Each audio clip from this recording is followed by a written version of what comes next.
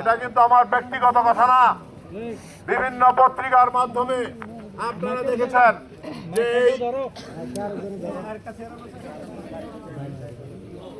প্রথম আলো পত্রিকা থেকে শুরু করে প্রত্যেকটা পত্রিকায় নাম এসেছে যে 1200 কোটি টাকা 812 কোটি টাকা দুর্নীতির মামলার আসামি তারিক আহমেদ সিদ্দিকী।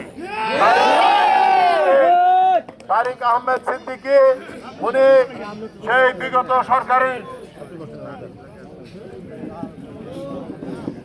তারিক আহমেদ সিদ্দিকী উনি বিগত সরকারের শেখ হাসিনার সামরিক উপদেষ্টা ছিলেন।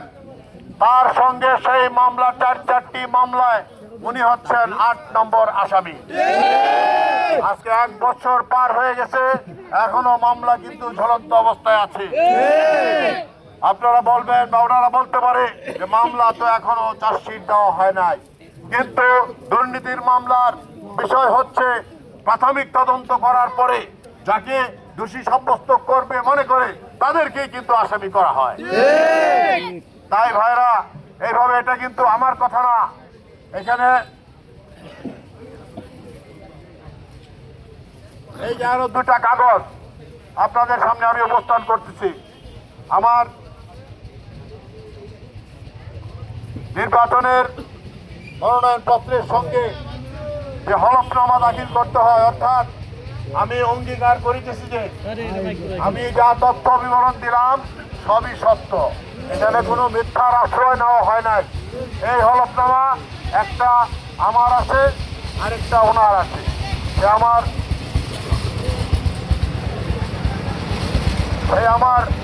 ছোট ভাই জনাব লুৎফুল্লাহ মাজেদ সাহেব, সে তার নিজের হাতে সই করা এখানে দিয়েছে। সেখানে কিন্তু উল্লেখ আছে যে 4টি মামলা চলমান। কিন্তু আমার কথা না, ওনার স্বাক্ষরিত কাগজের কথা। সেইখানে আরো তথ্য দেওয়া আছে। আমরা কি জানি ওনাকে, ওনাকে দেখি আমরা কি, উনি একজন প্রকৌশলী ইঞ্জিনিয়ার, কিন্তু উনি লিখেছেন উনি MBA। এখানে কিন্তু উনি ইঞ্জিনিয়ার লেখে নাই, ইঞ্জিনিয়ার লিখে নাই।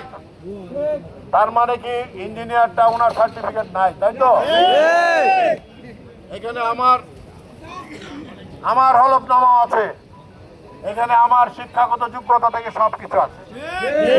আমি 1983 সনে ঢাকা বিশ্ববিদ্যালয় থেকে MSS অর্থাৎ master of social science honours masters করে আমি 83 সনে ঢাকা বিশ্ববিদ্যালয় থেকে বেরিয়ে স্পষ্টভাবে উল্লেখ করা আছে। কিন্তু ওনার হলফনামায় শুধু MBA লেখা আছে। MBA কবে করলেন, কি করলেন, কোথায় করলেন, এগুলার কিছু তলব নাই। তার মানে আপনি বলতেছেন আপনি একজন প্রকৌশলী, কিন্তু কাগজে লিখতেছেন MBA। 1996 সনে উনি ইন্টারমিডিয়েট পাস করেছেন, IA পাস করেছেন। 1908 সনে উনি জাতীয় পার্টি থেকে মনোনয়ন চেয়েছিলেন, আপনারা জানেন? জানেন না সবকিছু। 2008 সালে উনি জাতীয় পার্টি থেকে মনোনয়ন চেয়েছিলেন। সেখানে ওনার শিক্ষাগত যোগ্যতা উনি উল্লেখ করেছিলেন, উনি ইন্টারমিডিয়েট IA সার্টিফিকেট উনি দাখিল করেছিলেন। অর্থাৎ 96 থেকে 2008 কত বছর? 12 বছর। 96 থেকে 2008। আর আমি ইন্টারমিডিয়েট পাস করছি 1978 সনে, আর আমি মাস্টার্স শেষ করছি 83 সনে, মাত্র 5 বছর। আর উনি 12 বছর পাস করার পরে 12 বছর উনি IA পাশে ছিলেন। অর্থাৎ উনি কবে MBA করেছেন এটা আমি আপনাদের মাধ্যমে জানতে চাই ওনার কাছ থেকে। ওনার আমার তারিখ 3 তারিখ আমি বললাম, উনি এটা উল্লেখ করুক, উনি বলুন আমি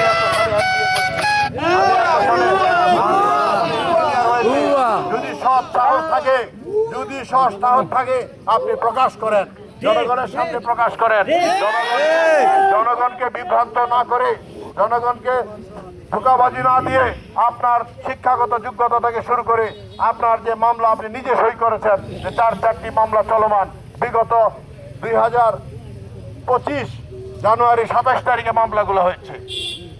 ঠিক তেমনি ভাবে উনি আয়নাগরের কথা বলেছেন, সেটাও আমি আপনাদের সামনে আরো প্রমাণ দিব ভবিষ্যতে, আরো কিছুদিন পরে। কথার এবং অন্য কাজের সাথে মিল নাই।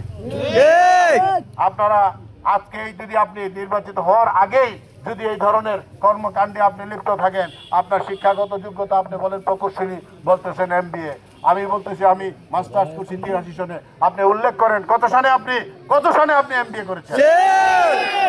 আমি আপনার কাছে বিনীত নিবেদন থাকবে আপনাদের মাধ্যমে, উনি একজন প্রতীক নিয়ে প্রার্থী হয়েছেন, ওনার সাথে আমার কোনো ব্যক্তিগত দ্বিমত নাই, ব্যক্তিগত দ্বন্দ্ব নাই। আমার সাথে দ্বন্দ্ব থাকলে রাজনৈতিক দ্বন্দ্ব থাকতে পারে, রাজনৈতিক ভাবে আপনি মোকাবেলা করবেন। আমি আপনাকে প্রশ্ন রাখলাম, আপনি এই প্রশ্নগুলোর উত্তর দয়া করে জানাবেন। প্রিয় ভাইয়েরা, আজকে এই বাংলাদেশে আগামী 12 তারিখ যে নির্বাচন অনুষ্ঠিত হতে যাচ্ছে, আগামী 12ই ফেব্রুয়ারি, সেই নির্বাচন অত্যন্ত কঠিন এবং কঠোর নির্বাচন হবে। কারণ এখানে আছে 4 কোটি নতুন ভোটার, 4 কোটি যুবক ভোটার। তাদের ভোটের মাধ্যমেই কিন্তু আগামী নির্বাচন কি হবে তা নির্ধারণ হবে। কে সংসদে যাবে, কে সরকার গঠন করবে, এই 4 কোটি যুবকই নির্ধারণ করবে ইনশাআল্লাহ। তারা আজকে একজন সৎ, যোগ্য, নির্ভরশীল ব্যক্তি চায়। তারা, আমি আপনাদের 5 বছর আমি আপনাদের নির্বাচিত সংসদ সদস্য ছিলাম। আমি কিভাবে ঈশ্বরগঞ্জ পরিচালনা করেছি, আমি কিভাবে ঈশ্বরগঞ্জকে দুর্নীতিমুক্ত, চাঁদাবাজ মুক্ত, সন্ত্রাস মুক্ত, আপনার জুলুমবাজ মুক্ত করেছি, সেটা আপনারা ভালো করে জানেন। আগামী 12 তারিখ, আগামী 12ই ফেব্রুয়ারি যদি আপনারা আপনাদের মূল্যবান ভোট দিয়ে আপনারা একজন সৎ, যোগ্য ব্যক্তিকে সংসদে পাঠান ঈশ্বরগঞ্জের উন্নয়নের জন্য, ঈশ্বরগঞ্জের মানুষের দেখভালের জন্য, ঈশ্বরগঞ্জের শান্তি প্রতিষ্ঠা করার জন্য, ইনশাআল্লাহ আমি যদি যোগ্য হই আমাকে ভোট দিবেন, অন্য কেউ যদি যোগ্য হয় তাকে ভোট দিবেন। আমার ভাইরা, আমি কিন্তু আপনাদের পরীক্ষিত নেতা। আমি 5 বছর MP ছিলাম। আমি কিভাবে ঈশ্বরগঞ্জ পরিচালনা করেছি আপনারা জানেন। তাই ভাইরা, আপনাদের কাছে আমার বিনীত নিবেদন থাকবে, আগামী 12ই ফেব্রুয়ারি ঈশ্বরগঞ্জের মাটিতে, ঈশ্বরগঞ্জে আপনারা এমন একটা নজির উপস্থাপন করবেন, যে নজির বাংলাদেশে শিক্ষা দিবে যে একজন সুষ্ঠু, সুন্দর নির্বাচনের মাধ্যমে আপনারা একটা নীরব ভোট বিপ্লব দেখিয়ে দেবেন। ভাই ভাইরা, আমার কাছে এত অর্থ সম্পদ নাই।